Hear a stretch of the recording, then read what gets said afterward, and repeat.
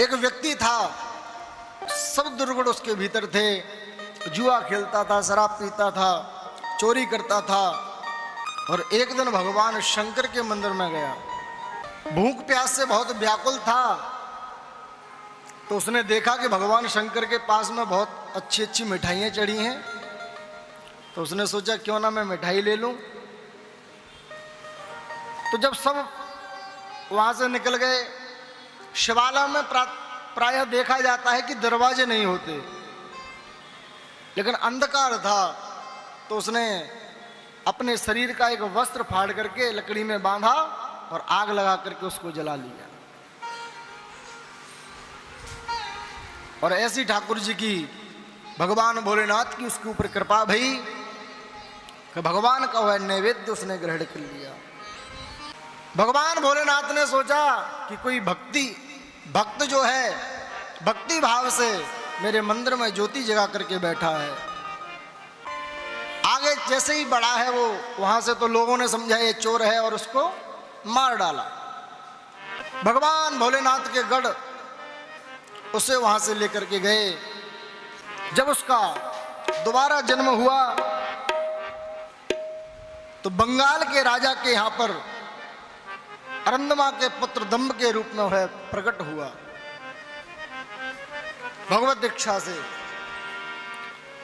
दंभ को एक ही व्यसन था कि जो भी शिवालय है उन सब में दीपक जलवाता था। देखो, जब हम मंदिर में दीपक जलाते हैं, जब हम मंदिर में प्रकाश करते हैं, तो भगवान हमारे जीवन में भी प्रकाश कर देते हैं। इसलिए मंदिर में दीपक जलाते हैं कि हे प्रभु, आप हमारे जीवन का अंधकार समाप्त कर दीजिए। इसलिए ठाकुर जी के मंदिरों में दीपक जलाते हैं। और जब वह राजा का पुत्र बन गया, उसे एक ही व्यसन था, क्या? जितने भी चारों ओर गांव के अध्यक्ष थे उन सबको बुलाया उसने और सबसे कहा कि आप सब दीपक जलाओ, जहां भी शिवालय है, जहां भी मंदिर है, सब में दीपक जलवाओ। यही कार्य था उसका। और जो नहीं जलाएगा उसे मैं दंड दूंगा। जितने शिवालय थे महाराज, सब में दीपक जलने लग गए। भगवान के मंदिर में लाखों करोड़ों दीप जलाए जा रहे हैं और वहां जाकर के वह दर्शन करता है और प्रणाम करता है। पूर्व जन्म के संस्कार व्यक्ति को अपनी ओर खींचते हैं, हमें पता नहीं चलता। कई लोग आपने देखे होंगे शिवरात्रि पर बिल्व पत्र और जो शंकर जी के पूजा की सामग्री है वो निःशुल्क देते हैं। वो जानते हैं इसकी क्या महिमा है, भगवान के चरणों में उनकी रुचि है।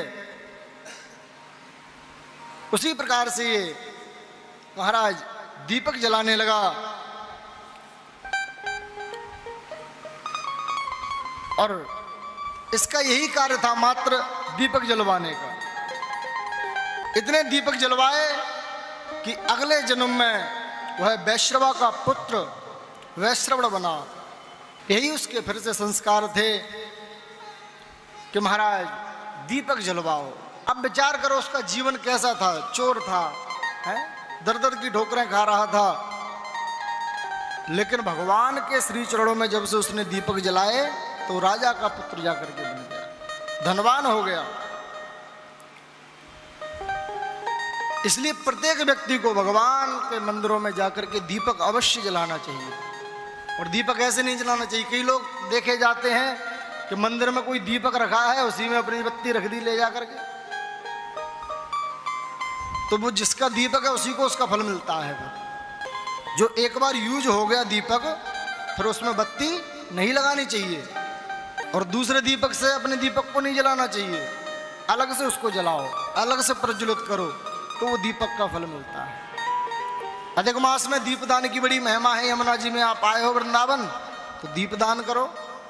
एक दीपक अनंत दीपकों का फल प्रदान करता है।